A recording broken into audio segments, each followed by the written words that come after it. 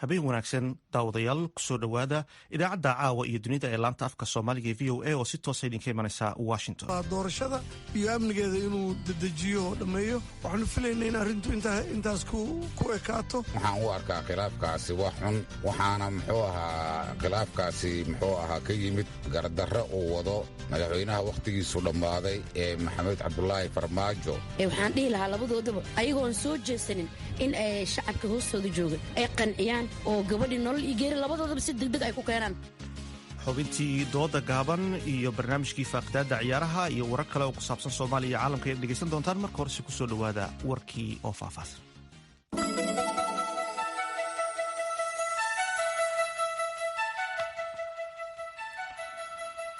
madaxweynaha soomaaliya maxamed cabdulaahi farmaajo ayaa ka hor yimid shaqaka joojinta ra-iisul wasaare rooble uu ku sameeyey agaasimaha sirdoonka, wuxuuna amray in shaqadiisa uu sii wato sida lagu sheegay qoraal rasmi oo ka soo baxay villa soomaaliya. tallaabada madaxweynaha ayaa ka hor imanaysa go-aanka ra-iisul wasaaraha xukuumadda maxamed xuseen rooble oo uu shaqada uga joojiyey fahad yaasiin kadib markii ra-iisul wasaaruhu uu ku qanci waayey jawaabtii uu ka sugayey ee la xiriirtay geerida ikraan tahliil oo ahayd sarkaal ka tirsan hay-adda niisa. dhinaca kalena maamulka jubbaland ayaa soo dhoweeyey tallaabooyinka uu qaaday ra-iisul wasaare maxamed xuseen rooble, waxaana lagu sheegay qoraal ka soo baxay xafiiska madaxweynaha jubbaland axmed madoobe in ay jubbaland bogaadinayso doorka iyo go-aanka xilkasnimada iyo mas-uuliyadda ay ku dheehan tahay ee uu ra-iisul wasaaraha soomaaliya qaatay. dhinaca kalena golaha midowda murashaxiinta ee soomaaliya ayaa iyaguna sheegay inay soo dhoweynayaan go-aanka ra-iisul wasaare maxamed rooble ee uu shaqada kaga joojiyey agaasimaha nabad sugidda qaranka. 13 ka tirsan booliska dalka ciraaq ayay kooxda dowladda islaamiga ama daacish ay ku dileen weerar ay la beegsadeen goob isbaara ah oo ku taala waqooyiga dalkaasi sida ay sheegeen hay-adaha ammaanka iyo howlwadeenada caafimaadku.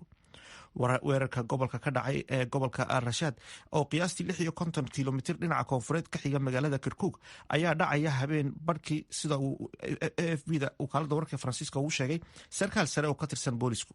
waxaana uu sarkaalkani intaasi raaciyey in 13 ay halkaasi ku dhinteen halka 3 kalena ay dhaawacmeen, kuwaasi oo ay ku jiraan ciidamada ammaanku. kooxaha caafimaadka ee ku sugan kirkuk ayaa tiradani xaqiijiyey, mana jirto cid sheegatay mas-uuliyadda weerarkan. dalka tanzania ayaa axaddii xiray wargeyskii labaad oo ay ku eedeeyeen inuu baahiyey warar aan run ahayn, walow madaxweyne saamiya saalaxu xasan ay sheegtay inay garab istaagi doonto warbaahinta uu baacsanayo dacwad ooguhu.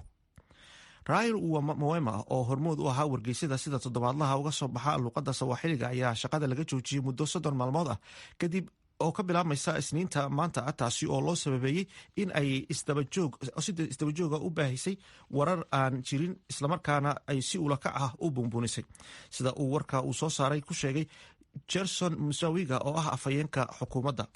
bishii hore ayaa dowladda sidoo kale shaqada ka joojisay wargeyska Uhuru oo ay leeyihiin xisbiga CCM, taasi oo loo sababeeyey inay daabaceen sheeko aan jirin oo sheegaysa in madaxweyne saamiya xasan aanay xafiiska dib ugu tartami doonin sanadka 2025, waxaana uu ahaa wargeyskii u horreeyey ee shaqo joojinta lagu sameeyey inta lagu guda jiro xukunka madaxweyne saamiya xasan. kooxda taalibaan ee dalka afghanistan ayaa maanta shaacisay in ay la wareegeen banjiir oo ku taala waqooyiga gobolkaasi, taasi oo soo afjartay meesha keliya ee kooxa hubeysan ay kaga soo horjeedeen xukuumadda dalkaasi afghanistan. war uu soo saaray afhayeenka taalibaan dabiixullah mujaahid oo ku sheegay in ay guushani ku gaadheen ay keenayso in ay soo afmeeranto dagaalkii ama soo afjarmo dagaalkii guud ahaan dalkaasi ka socday. kooxda warbaahinta u qaabilsan taalibaanka ayaa iyaguna baahiyey dhowr muuqaal oo ku aadan qabashadooda banjiir iyo qotuminta ama calanka taalibaan ay ka taagayeen dhismayaasha dowladda ee gobolkaasi isniintii maanta.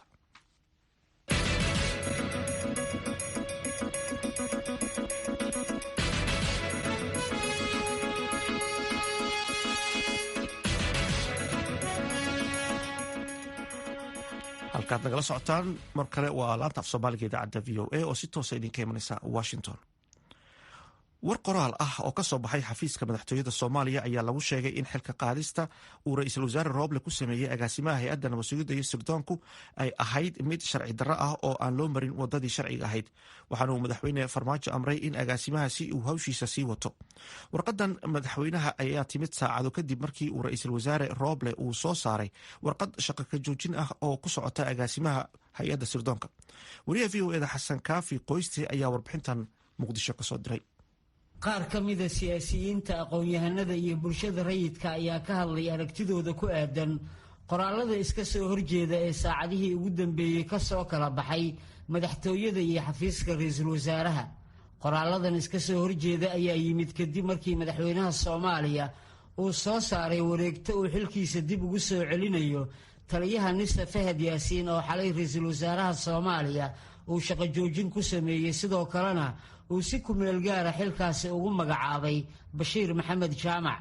Cabdulaahi Mahdi oo ka mid ah siyaasiyiinta ku sugan magaalada Muqdisho ayaa tilmaamay in xaaladan ay abuurayso caqabad siyaasadeed oo aan dan u ahayn ummadda Soomaaliyeed. haatan xilligan lagu jiro oo waqti doorasho ah lana rabay in waqti ay gabagaba ahaato runtii waxay abuuraysaa jawi khatar ah oona xilligaana mudnayn in ummadda Soomaaliyeed ay xaalad adag oo istiid san ahayn. sidaan ogsoonahay maanta baarlamaankii waqtigiisii ugu dhamaaday already wadanka doorasho galay, aqalka sare way bilaabatay, marka mana dhici karayso in ra-iisul wasaaraha oo madaxweynuhu haatan xilka qaadis ku sameeyo oo golaha baarlamaanka geeyo. golo baarlamaan ma jiro, marka tan waxay abuuraysaa caqabad siyaasadeed oo aad iyo aad u weyn oo ummadda Soomaaliyeed dan u ahayn.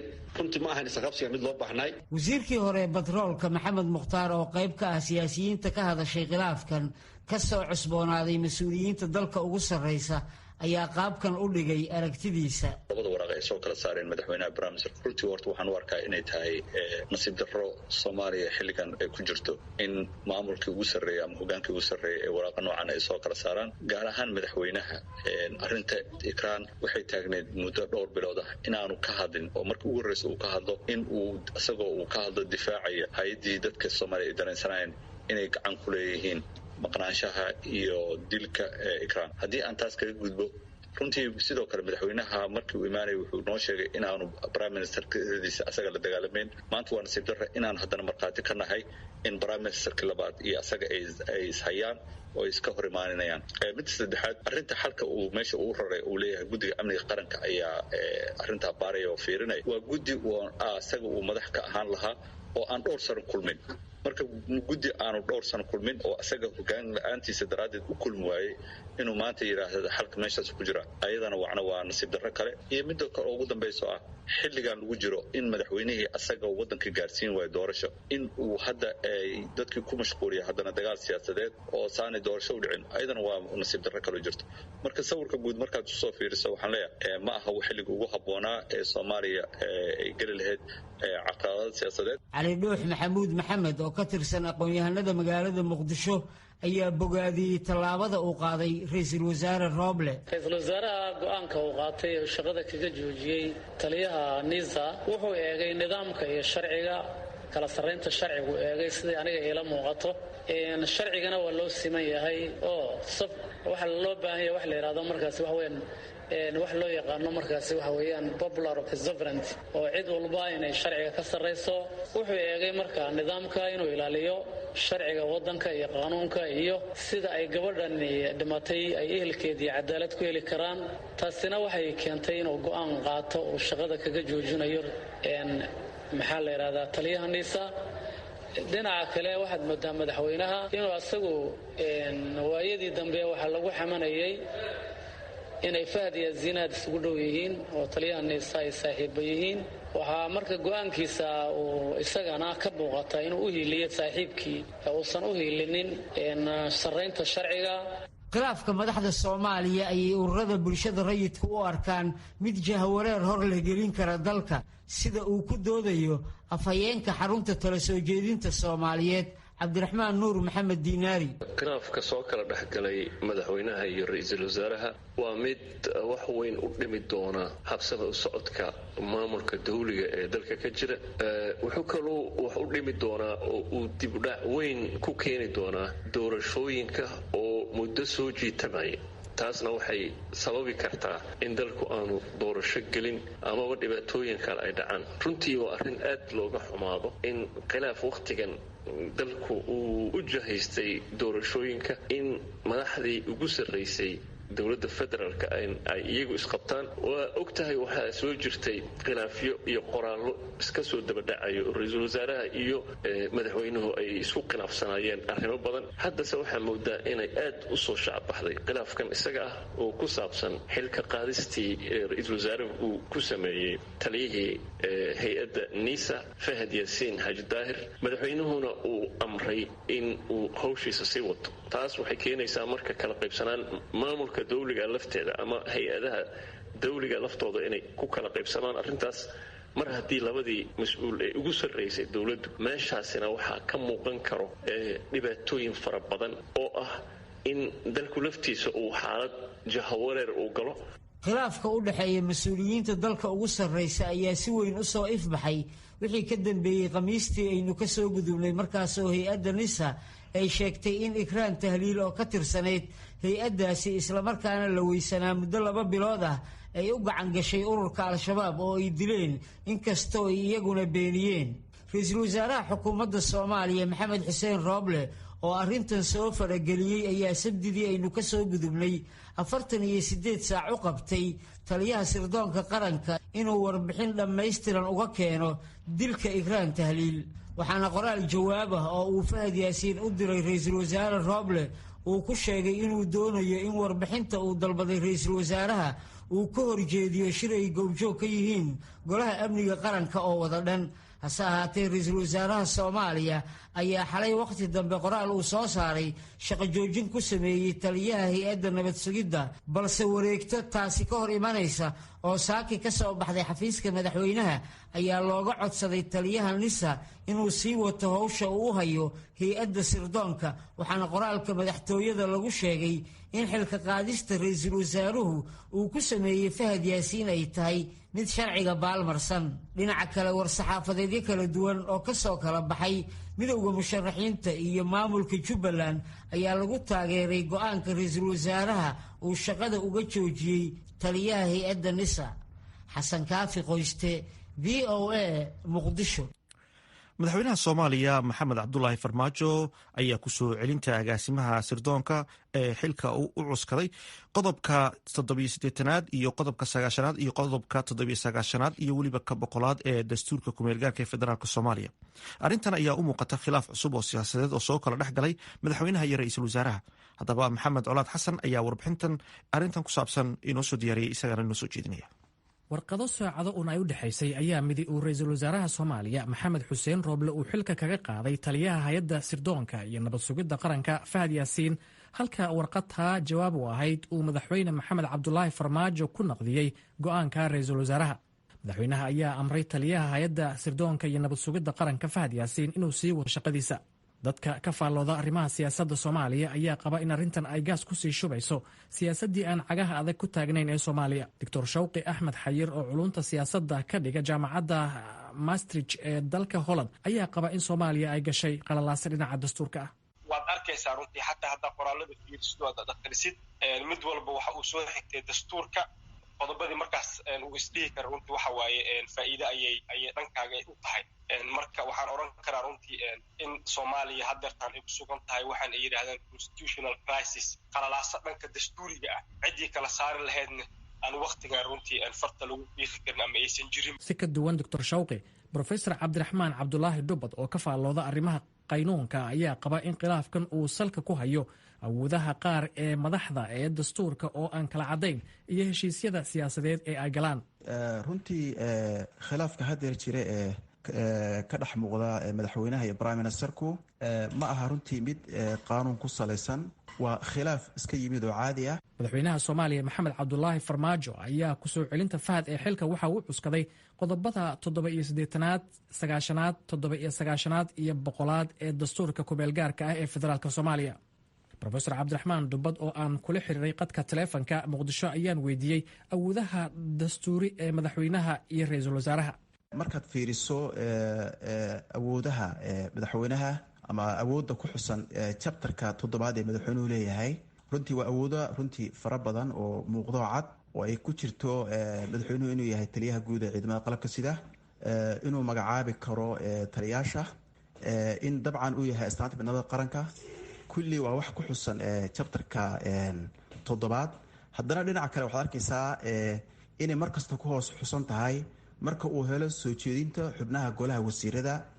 Marka waxaad moodaa dastuurka laftigiisu inuu qeyb ka yahay muxuu ahay isku dhacyada, oo dabcan chapterka 7 ee madaxweynaha awoodaha siinhayo marka la dhaafo chapterka la gaaro 8aad inuu awoodo badan oo ballaaran uu siinayo prime ministerka iyo golihiisa wasiirada.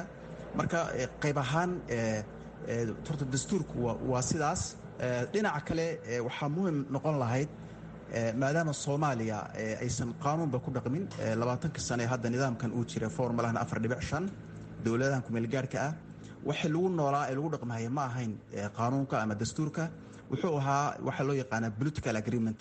waa kii hadda doorashooyinka lagu galay iyadoo dastuurka uu qabo doorasho dadweyne iyo xisbiye qaran, ba haddana waxaa la aaday doorasho dadban. haddeer baa la aaday 2016. ciise dhowlawaa oo ah aqoon-yahan ku xeel dheer shuruudaha sirdoonka iyo amniga oo ku nool dalka Australia ayaa isna ka waramaya cidda awoodda u leh xilka qaadista taliyaha nabad sugidda qaranka. markaa fiiriso sharciga ama dastuurka Soomaaliya ee ra'iisul wasaaraha Soomaaliya sharci iyo xaq labadaba isaga u leh inuu shaqada ka joojiyo xataa inuu shaqada ka qaado. madaxweynaha kaliya waxaa laga rabaa hal wax, markii golaha wasiirada oo ugu sarreeyo prime ministerku ay go'aan ku gaaraan in taliya la magacaabo ama taliya laga qaado, buu madaxweynuhu wuxuu yeelanayaa xaqa ah in isagu uu yahay qofka samaynaya operationka, ama magacaabid ha noqoto ama ha noqoto ka qaadid. laakiin golaha xukuumadda ayaa leh waxaana u sarreeya prime ministerka.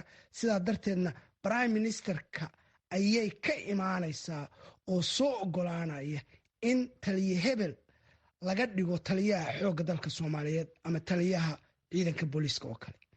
marka sidaa darteed waxaan anigu qabaa sharciguna uu qabaa in wax walbi muxuuha ka bilaabmaan oo xataa ay ku dhammaadaan marka administrative la sameeyo. ilaan madaxweynuhu warqaduu qoraya keliya magacaabidda baa la siiyey keliya iyo shaqo ka qaadida, laakiin awoodda waxaa leh oo soo keenaya oo soo dhirindhirinaya oo soo hufaya oo soo kala haadinaya waa prime ministerka. xuseen macalin maxamuud, la taliyihii hore ee amniga qaranka Soomaaliya haatanna ah madaxa hay-adda cilmi baarista ee Hiiraal ee fadhigeedu yahay Muqdisho, ayaa isna yiri runtii waa tallaab aad loo sugayay oo looga warhayay oo dadka bulshada magaalada Muqdisho ku nool iyo guud ahaan Soomaaliya ay aad u danaynayeen in arrinkan oo abuuri karay khalkhal siyaasadeed iyo mid amniba.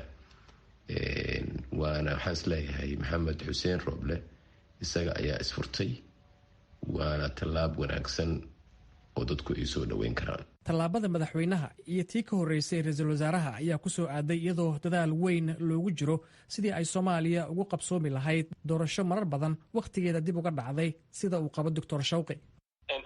in waxawaaye sanadkan dhammaadkiisa lasoo gebagabeeyo waxawaaye caqabad weyn ayay ku noqonaysaa runtii. sababta arrin yar ma aha runtii. waxawaaye ra'iisul wasaare iyo madaxweynuhu isqabsado oo weliba hadda arrinta aad waxay ku taagan tahay oo la isku haystaa runtii awoodda dastuurka yuu u banaanayaa shaqada inuu qabto. xuseen macalin ayay la tahay in ra'iisul wasaare Rooble uu ka dabaalan karo arrintan, islamarkaana ay fursad siin karto baaritaan saxa oo lagu sameeyo kiiska Ikraan Tahliil oo ka tirsanayd hay-adda nabad sugidda oo la waayey 26 bishii Juun. hay-adda nabad sugiddana ay sheegtay inay al-shabaab u gacan gashay oo ay dileen, balse al-shabaab ay beenisay. waxaan isleeyahay waa arrin ra-iisul wasaaruhu uu ka dabaalan karo maadaama uu haysto mandateka golihii wadatashiga iyo guud ahaan shacabka oo u oomanaa in hore looga dhaqaaqo arrintan daba jiitantay oo hay-adda nabad sugidda iyo kayska gabadha Ikraan Tahliil oo maqan. ciise dhowlawaa ayaa qaba in ra'iisul wasaare Rooble uu qaaday tallaabadii laga rabay. wax badan baa marka khaldan, wax badan baa qarsoon, wax badan baan laga warhayn. arrintaas ayaa waxay keenaysaa arrintaanu inay noqoto arrin jiitanta, arrin cududeeda iyo xooggeeda iyo karaarkeeda leh oo yeelan kadha dhinacyo badan u leexan kadha hab qabiil, hab dowladnimo, hab mucaarad, hab internationaala. sababtaa dowladda iyo karaamadii waddanka iyo khaasatan sirdoonka ayaa arrintaas meel kaga dhacaysa. marka aniga waxay muuqataa arrintaasu arrin sahlan inayan ahayn, una baahan arrin si degdegana wax looga qabto, si macquulana wax looga qabto oo aan ahayn ku soo bood. prime ministerka ruuxiisa waxaa laga rabaa inuu arrintan baaro, inuu sameeyo muxuu ahaa baaris.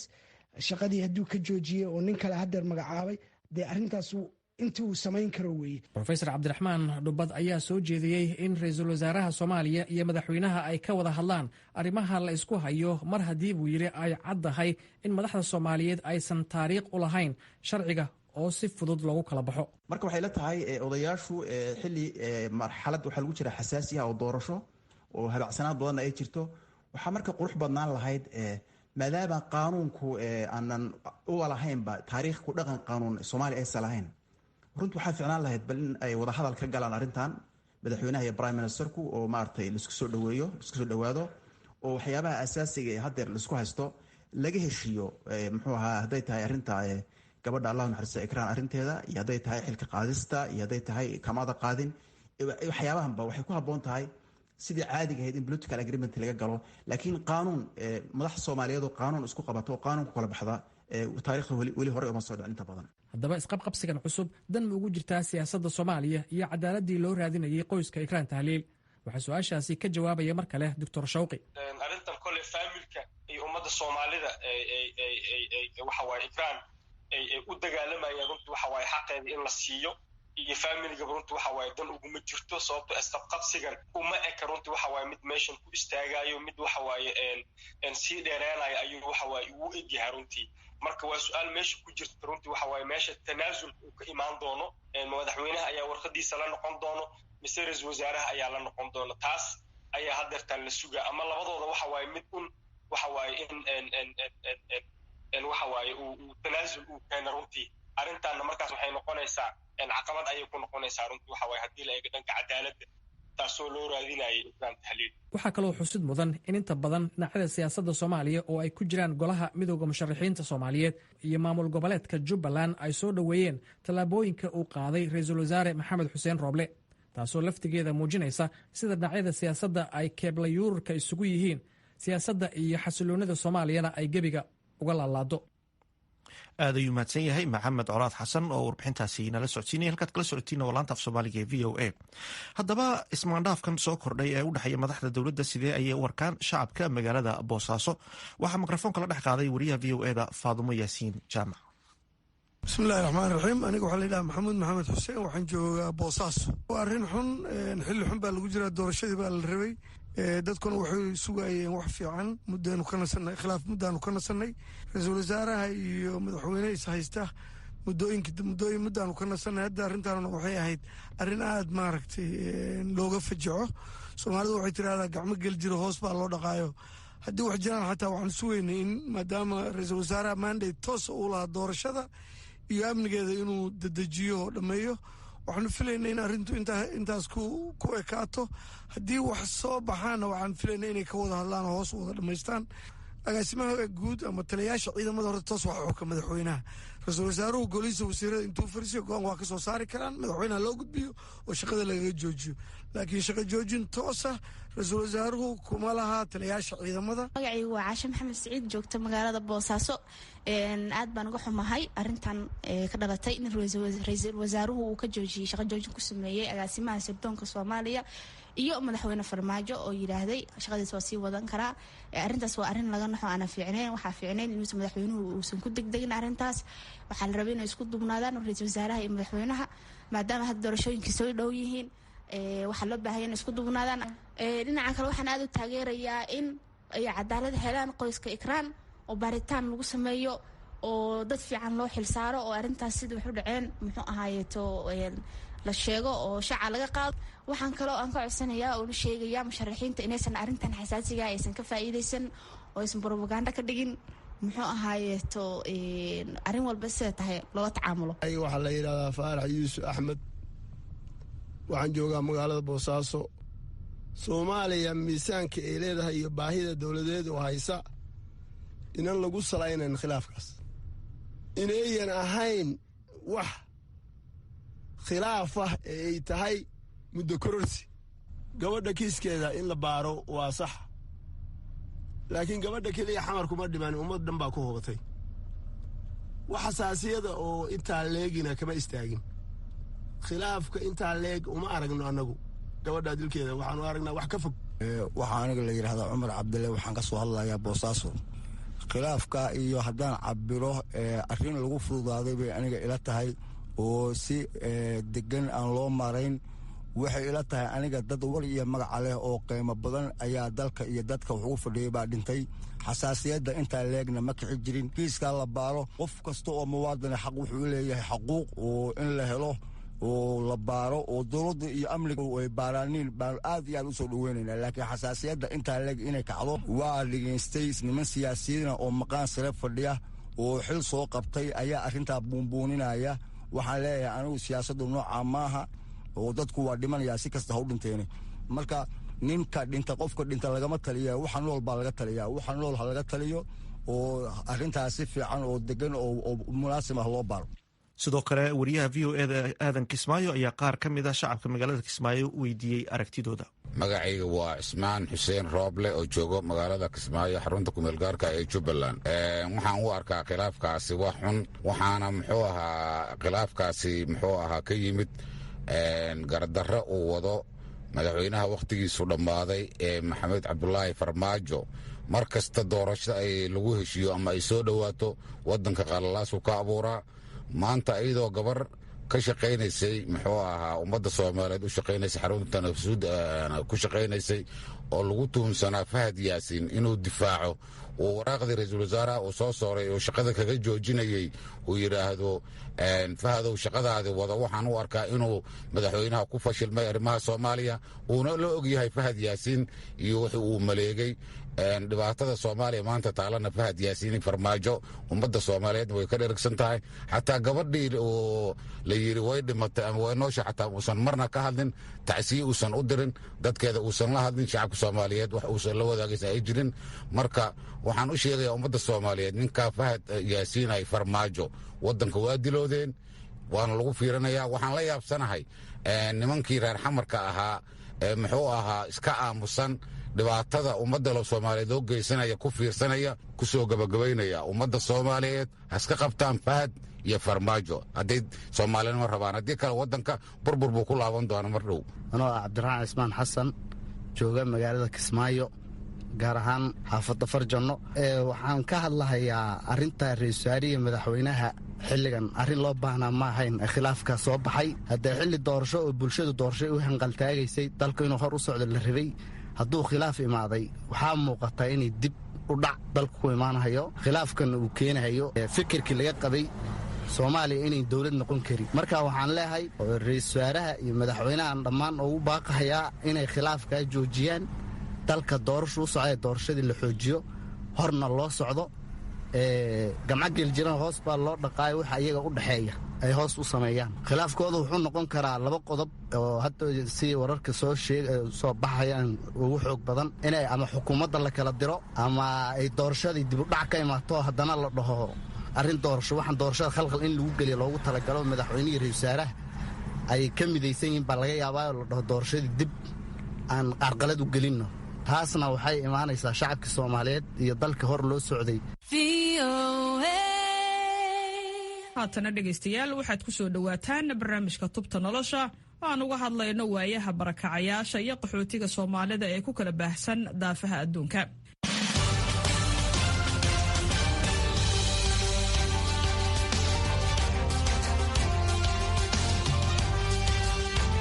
barnaamijka tubta nolosha waxaa idinla socodsiinaya anigoo ah maxamed bashiir cabdiraxmaan qodobada aad ku maqli doontaanna waxaa ka mid a dhallinyaro barakacayaal ku ah boosaaso oo nolol maalmeedkooda ka soo shaqaysta ka jillaabashada badda cas waxaad kaloo maqli doontaan xaalad adag oo nololeed oo ay ku sugan yihiin barakacayaasha ku nool magaalada laascaanood ee gobolka sool ciyaarihii iyo kaalmihii heesaha ayaan barnaamijkeenna ka marnayn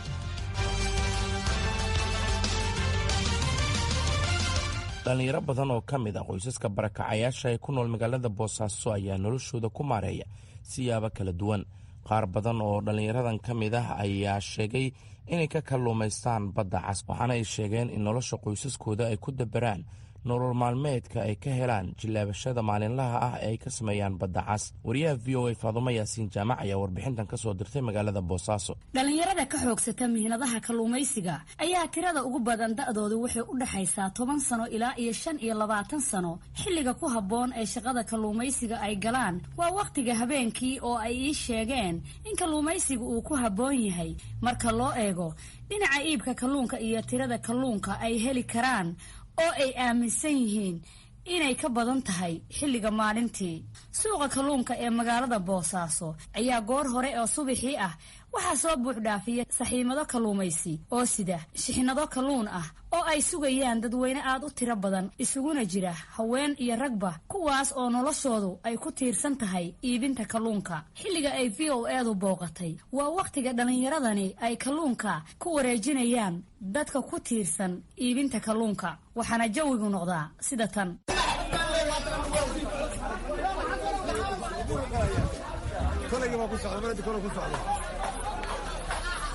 saciid maxamed axmed waxa uu kalluumaysiga ku bilaabay 10 sano jir. muddo 3 sano ana waxa uu ku howlanaa wax soo saarka khayraadka badda oo uu noloshiisa iyo tan qoyskoodaba uu ku dabiro. waxaana uu VOA-da u sheegay in maalintii uu helo dakhli ka badan $100.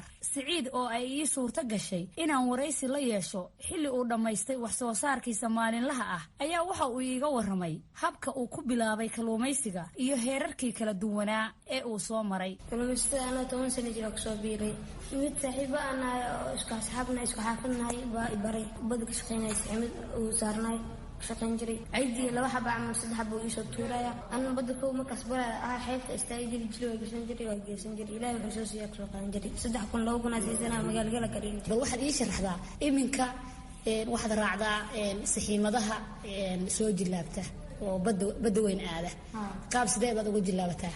saamida aydii qabsanaysaa badda kore aadaysaa jilibka soo saarsanaysaa jilibka ajaayil ahaan waa isku furaysaa caaga ku dhex ridinaysaa jilib ajaayil la soo baxaysaa ganaad baa jooga jilbaa ka dhamanaya ajaaga ku xiraysaa oo geynaysaa ganaadka ku soo qabanaysaa oo agta u gaadis 3 saacadood nimankii gaaro soo baxaysaa dunta kalluun kuraysaa ku soo tagaysaa. waa gartay meeqa xaba camal baad maantii soo heshaa? haddii u badan tahay 70 xabo 60 xabo mar 40 xabo. yaa kula shaqeeya adiga? ani wiil dadir iyo wiil dhaq. wiilasha meeqa jir yihiin kula shaqeeya? mid wuxuu jiraa 12 sano midna 5 jir. saciid axmed saciidow, qoyskiina waxaan u malaynayaa baahida qoyska adaa daboola. baddaas uu soo shaqeeya wixii ilaahay soo siiyo. subaxdii marka habeenkii badda saamadaas dul saxanaa habeenkii marka soo baxno subaxdii inta markaas ku soo daadagno waa dooyaha oo hindida waaweyn baa u geynaa kalluun marka u geyno 40 litir iyo 20 litir shidaalka iyo waxaas kaga soo iibsanaa xeebta imaanaa meeshaana ka iibsanaa waa xisaabtanaa xaafadeena kala aadnaa bacdan casar la isku imaadaa. noocyada kalluunka soo qabsato waa imisa nooc? waxa way dhowr nooc way mid gaxshaal dhaa mid geenada dhaa mid qarda waa dhaa si u kala badan yahay. ismaan iyo gaxashi 2 nooc ayaad soo martay oo nooca kalluumaysiga caydigaad ka bilowday iminka baddaad ka soo kalluumaysataa. mustaqbalka maxaad hiigsanaysaa marka? in adduunyo waaweyn maaliyo oo dadka ay shaqeeyaan baddacda saximadaha shidaal siiyo ii soo gaada dhow kalluun doontaas iigu diraan oo adigu ninkii loo shaqeynaya noqoto. waa garta waxu barataa saciidow? maya barasho ay ugu dambeysay 7 sano ana jiro dugsi. waxaan kula talinayaa dhallinyarada inay dalkooda aaminaan ay xoogooda shaqaystaan oo wax bartaan oo ayagoo wax dhacayn anoo wax dhacayn iyo wax samaynayn oo baddeeda ka shaqaysanayo oo xooggeeda aaminsan. cabdulqaadir cabdiyare oo muddo 10 sano ka badan ku jiray shaqada kalluumaysiga ayaa ii sheegay in wax soo saarkooda kalluunku uu maalinba si yahay balse uu ku rajo weyn yahay inuu ka gudbo habkan isagu uu soo kalluumaysto una gudbo maalgeliye. cabdulqaadir cabdiyare 22 sano jira aniga waxaan ku soo biiray 1999 baan ku soo biiray dartan oo ka shaqeynaya waxaan kaga shaqeeyaa shabaag jilaab iyo wixii lamid ah. maalin baa waxaa helaysaa $200, maalin baa waxaa helaysaa malyan, maalin baa lacag boqolaal iska helaysaa, maalin baa waxba helin. waa laki weeye. waxaan jeclahay kalluumaysiga inaan sii ballaariyo sii siyaadiyo oon kasii xamaasho. waa shay keliya shay oo dhididka xalaasha la cuno bay ka mid tahay. qofka hadduu baddaa ka shaqeeyo uusan cidna xoogin cidna dhicin oo kalluumaysto alxamdulilah shukur bacaamin taasaan kalsoona waxaan dareemaa farxad ayaan dareemaa dalkayga dadkayga nooca kalluunka aad iyo aad waa ku faraxsanaa markaan baxayo markaan imaadana waa ku faraxsanaa maasha Allah. saxiimadaha iyo agabka kalluumaysi ee dhalinyaradani ay ku kalluumaystaan ayaa waxa ay ku iibsadaan hab wadaaga ah iyadoo iskaashataduna ay ka caawinto dhinaca ciladaha ku yimaada matoorada iyo waxyaabaha kale ee farsamo sida dhalinyarada oo ay ku wacyigeliyaan inay wax kaydsadaan. maxamed showdan khayr laakiin loo sanan jira waxaan ka bilaabay xeebta kalluun jilaaw maasha Allah hadaan waxba haysan iskaashatada hadaan ku cabaadno aan waxna si aan dhahno nakab aan dhahno waxba nagama diido waana kabtaa shidaalkeena siisaa doonta oo beri iska jiro oo waa kaa waxaa keensatay meel dhigta waa kaa saasnayaan shidaalka iska jiraysa wax kale aad qaadanaysaa wax kale qaadanaa si shidaalkeena keedna loo ka dhigo oo beri hadii wax dhacaan ama dhib dhacaan lagu soo doono waa gartay qalabka kalluumaysiga aad ku shaqaysataan yaa iska leh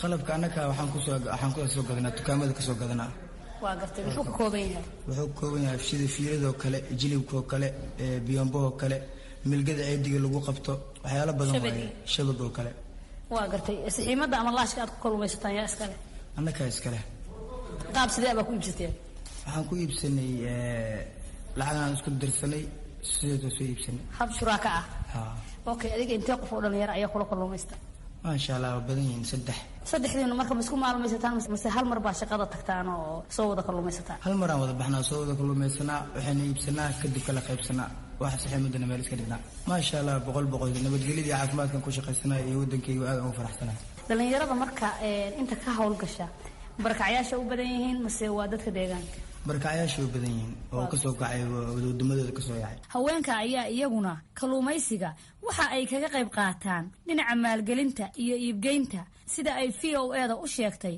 Safiya Maxamuud Daqare oo muddo 20 sano ku dhow nolosheedu ay ku tiirsanayd iibinta kalluunka xilliga aan la kulmana waxa ay sugaysay saxiimado iyo dhalinyaro ay iyadu hawlgelisay markuu soo muuqdo waxaan tagay 6 baac 5 baac 7 baac waa tagaa kaga hortagaa waan soo qaataa waan soo dabaashaa xeerta markaa keena meel la qaysa dad wada quusiro la qaysa marka aan arko inay la qayso aan dabaal baan qana waan ka soo dabaashaa banaankan keena 2 faras 3 faras shurwo waxaad sayuub tabadiin kulli markaan kana xeerta aan soo guraa xeertan keena waxaan jiraa 7 jir anigu aan ka shaqeyn jiray aabay iyo hooyaday marka u shaqeyn jiray wallahi kadibna anigii baa xaasoobay gurigaan in badan joogay dabadna markii aan ka soo baxay gurigii oo macnaha caruurtaydii macnaha la igu furay caruurtayday halkan aan ka biilaa halkaas aan yoonka uga raadiyo iskool hadday noqoto dugsi hadday noqoto inta halkan uga raadiyo dhalinyarada ku hawlan mihnadaha kalluumaysiga fursadu uma saamaxdo inay wax bartaan waxaana ay waqtigooda u qaybiyeen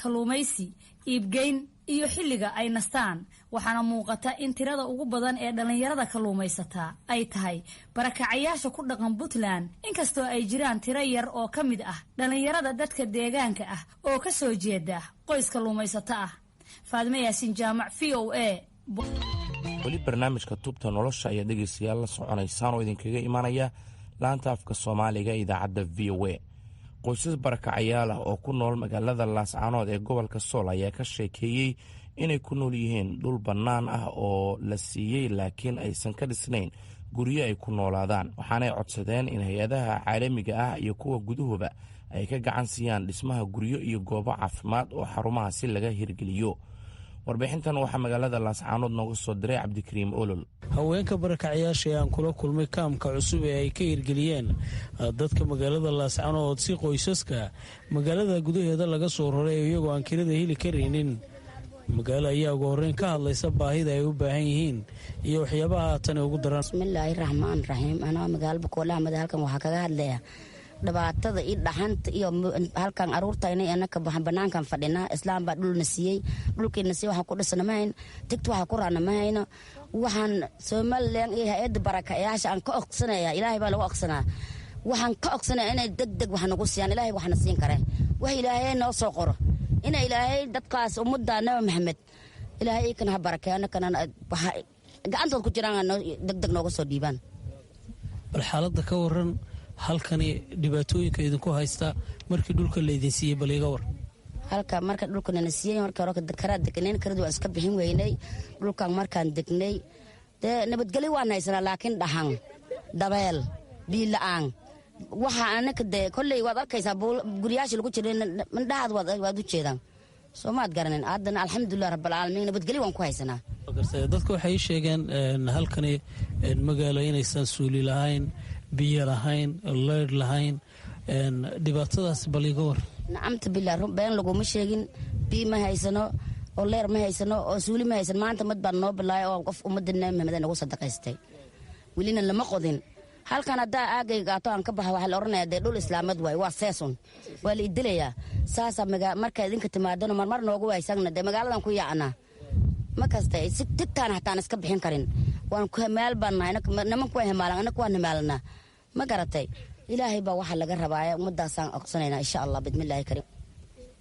waxaa kale jira waxa weeye suuqii aad ka shaqaysan jirteen, taasina duruuftaas idinku sii darsantay oo aad shaqooyinkaa weydeen bal iga war. been maha dad baa macaamiil lahaa, macaamiilka giibgiibba waa dhacday. bariiska dargiya allahu lagu helaa hadeertan, been kuma sheega maaye. mar waa la soo waaya, marna waa la helaa. alxamdulilah rabbilcaalamiin waxa ilaahay keenan lama diido.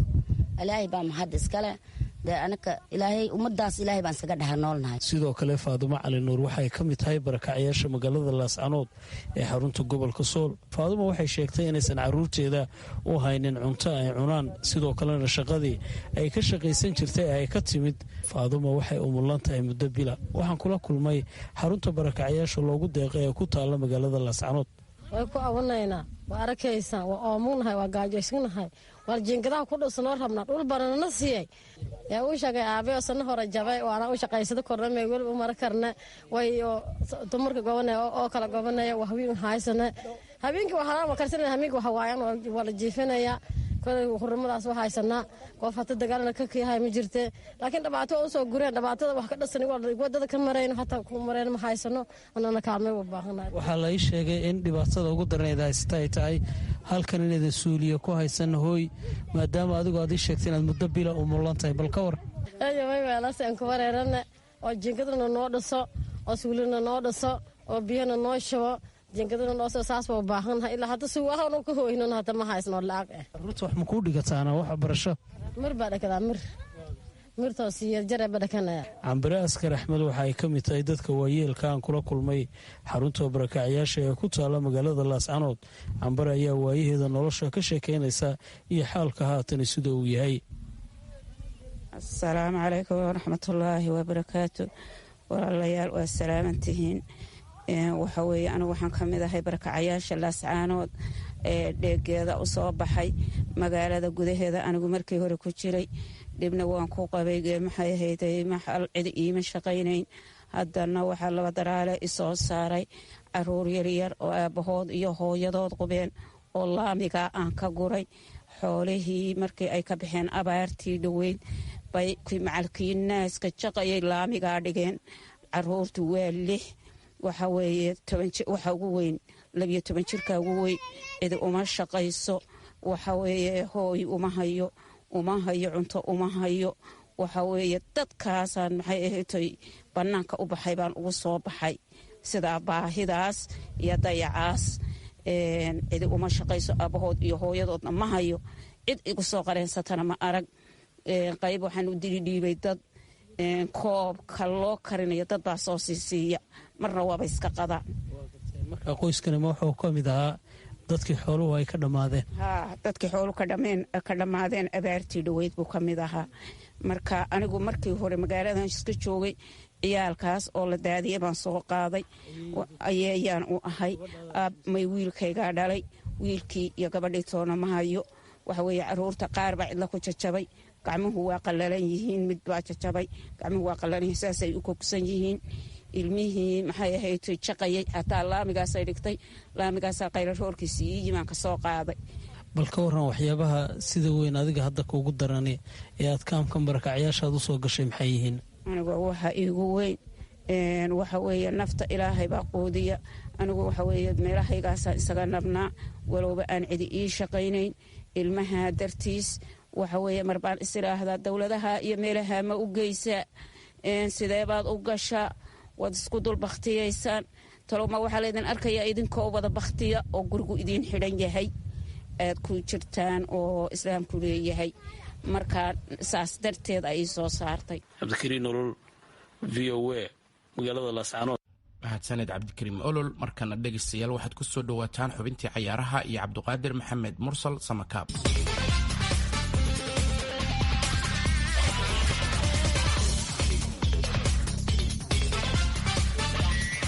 kulanti wanaagsan dhegaystayaal kusoo dhowaada xubinteenii cayaaraha. aan ku bilowna kulamo ka tirsan isreebreebka koobka adduunka ee 2022 lagu wado in lagu qabto dalka qatar ayaa xalay la ciyaaray. haddii aan ku horeyno qaaradda yurub, kulamada xulalka ay ciyaareen ayaa waxaa ka mid a kii xulka wales ay 3-2 uga badiyeen xulka belarus. iceland waxa ay barbaro 2-2 isla dhaaf waayeen xulka north macedonia. albania waxa ay 1-0 uga badiyeen xulka hungary. ingiriiska waxa ay 4-0 uga badiyeen xulka andorra. kulankan ayaa waxaa si weyn isugu muujiyey ciyaaryahan jesse lingard oo u dhashay dalkaasi una ciyaara kooxda manchester united, kaasoo dhaliyey 2 ka mida goolasha ay ku badiyeen. bulgaria oo mid ka mid a ciyaartooydeeda uu calaamada casaanka ah ka qaatayna waxa ay 1-0 uga badiyeen xulka lithuania. sbain waxa ay 4-0 uga badiyeen xulka georgia. germany waxa ay 6-0 uga badiyeen xulka armenia. switzerlandna waxa ay barbaro 1-0 isla dhaaf waayeen xulka ku guulaystay koobka qaramada yurub ee italy. labadan xul ayaana isku soo arkay isla koobkii qaramada yurub ee 2020. san marino oo gurigeeda joogtana waxaa 7-0 uga badiyey xulka poland. beljamka waxa ay 3-0 uga badiyeen xulka czech republic. dhinaca iyo qaaradda koonfur amerikana kulamo ka tirsan isreebreebka koobka adduunka ayaa la ciyaaray. kulamadaasi waxaa ka mid ahaa kii u dhexeeyey xulalka brazil iyo argentiin. labadan xul ayaana ku kala baxay barbaro 1-0 ah. ecuador waxay 1-0 isla dhaaf waayeen xulka jili. paraguay iyo colombiyana 1-1 ayay ku kala baxeen, halka uruguay ay 4-2 uga badiyeen xulka bolivia. beruna waxa ay 1-0 uga badiyeen xulka venezuela. dhinaca bartamaha amerikana xulka jamaica oo garoonkooda jooga ayaa waxaa 3-0 uga badiyey xulka kale ee panama. mexico waxa ay 1-0 uga badiyeen xulka costa rica. honduras iyo el salvador oo wada ciyaaray 1-0 ayay ku kala baxeen, halka maraykanka iyo kanadana ay 1-1 isla dhaafi waayeen. dhinaca iyo qaaradda afrikana kulamo ka tirsan isreebreebka ayaa xalay la ciyaaray. xulka ruwanda ayaana barbaro 1-1 ah waxa ay ku kala baxeen xulka kenya. gabon waxa ay 1-1 isla dhaaf waayeen xulka masar, halka xulka namibia ay 1-0 uga badiyeen xulka kale ee togo. kulamo kale oo ka tirsan isreebreebka koobka adduunka ee wadamada afrika ayaa galabta iyo caawa la ciyaaraya. xulka jabuuti ayaana ka hortegaya xulka niger. libiya waxa ay isku aadan yihiin jamhuuriyadda afrikada dhexe. ivory coast waxa ay la ciyaari doontaa cameroon, waana kulanka ugu adag kulamada isreebreebka koobka adduunka ee wadamada afrika ee toddobaadkan dhacaya. uganda waxa ay la ciyaari doontaa mali. south africana waxa ay ku aadan tahay xulka ghana. guinea iyo morocco ayaa sidoo kale wada ciyaari doona, halka xulka benin uu ku aadan yahay xulka dr congo. wararkeennii cayaarahana waa naga intaa.